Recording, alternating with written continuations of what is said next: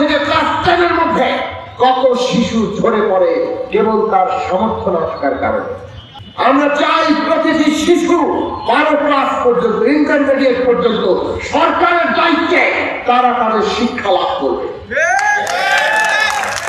আমরা চাই বাংলাদেশের প্রতিটি মানুষ, কর্মক্ষম যুবক, তরুণ তরুণী, তারা ঘুষ ছাড়া, তদবির ছাড়া, কোন রকম আত্মীয় স্বজন ছাড়া, মেধার ভিত্তিতে, যোগ্যতার ভিত্তিতে তারা তাদের চাকরি পাবে। আমরা চাই এদেশের তরুণরা যারা ব্যবসা বাণিজ্য করতে চায়, নতুন উদ্যোক্তা হতে চায়, বিনা পর্যায়ে রাষ্ট্র তাকে সহযোগিতা করবে। সেই জায়গায় আজকে যেরকম তার পদে পদে হয়রানি করে, সেই হয়রানির ব্যবস্থা থাকবে না। আমরা চাই আমাদের দেশের শিল্প বিকশিত হবে, আমাদের দেশের কৃষি আমাদের এমন ভাবে তৈরি করবো আমরা যাতে আমাদের এই দেশের নিজেদের খাদ্য নিরাপত্তা নিশ্চিত করে আমরা আমাদের প্রকৃতি পরিবেশকে রক্ষা করতে পারি। আমরা চাই আমাদের সমস্ত নদীর পানির ন্যায্য হিস্সা আদায় করতে। আমরা চাই জাতি হিসেবে মাথা উঁচু করে দাঁড়াতে। আজকে কেবল দক্ষিণ এশিয়ায় নয়, বিশ্ব এখন দুই ভাগে সাধারণত ধরা হয়। একটা হচ্ছে উত্তর বিশ্ব, গ্লোবাল নর্থ, আর একটা হচ্ছে দক্ষিণ বিশ্ব, গ্লোবাল সাউথ।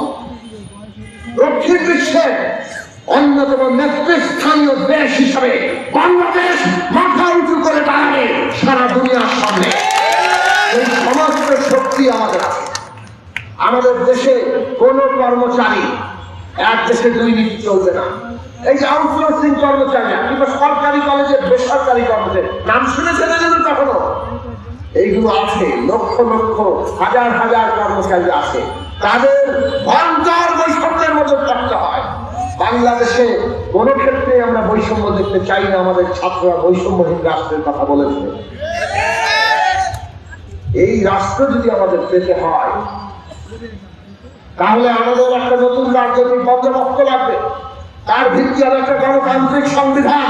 এই কাশির সংবিধান নয়, একটা গণতান্ত্রিক সংবিধান। আমাদের রাষ্ট্রের প্রতিষ্ঠানগুলো সংস্কার করতে হবে, আইনের সংস্কার করতে হবে, আর তার ভিত্তিতে এমন নির্বাচনী ব্যবস্থা আয়োজন করতে হবে যাতে বাংলাদেশে আর কেউ মানুষের ভোটের অধিকার কেড়ে নিতে না পারে। নতুন নির্বাচন কমিশন গঠিত হয়েছে। আমরা আপনাদের বলি, এই নির্বাচন কমিশনকে ব্যবহার করে অতীতের সকল স্বৈরাচারীরা আমাদের ভোটের অধিকার কেড়ে নিয়েছে। আপনারা এমন দৃষ্টান্ত স্থাপন করুন যাতে বাংলাদেশের ভবিষ্যতে আর কেউ নির্বাচন কমিশনকে ব্যবহার করে আর ভোটের অধিকার কেড়ে নিতে না পারে।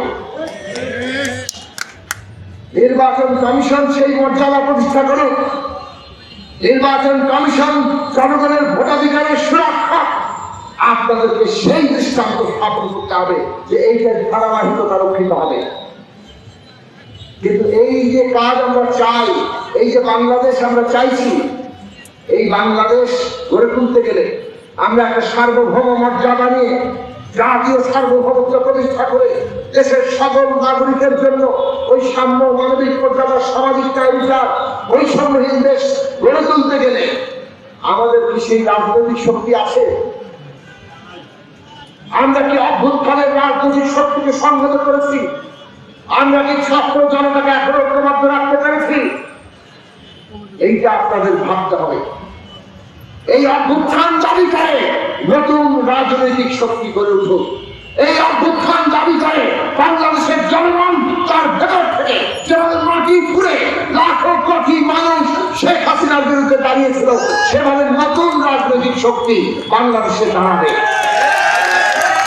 আগামী নির্বাচনের আগে আমাদেরকে জনগণের রাজনৈতিক শক্তি করে তুলতে হবে, যারা অভ্যুত্থানের চেতনার ব্যাপারে, অভ্যুত্থানের যে লক্ষ্য, তার যে আকাঙ্ক্ষা, সেই ব্যাপারে ন্যূনতম কোনো আপোষ করবে না। তারা লড়াই করে অভ্যুত্থানের লক্ষ্য, জনগণের আকাঙ্ক্ষা বাস্তবায়নে নিজেদের লক্ষ্য নিশ্চিত রাখবে এবং এই লড়াইকে নিয়ে যাবে। আগামী দিনে সেই লড়াই শক্তির আমাদের গড়ে তোলা দরকার। আমরা গত 2002 সাল থেকে বলতে পারি, দাবি করতে পারি, গণসংহতি আন্দোলন এই দেশের জনগণের বৃহত্তর স্বার্থের পক্ষে প্রতিটি বিন্দু দিয়ে লড়াই করেছে। আমাদের দল থেকে আমরা বলি জনগণের বৃহত্তর স্বার্থের বাইরে আমাদের আলাদা কোনো স্বার্থই নাই।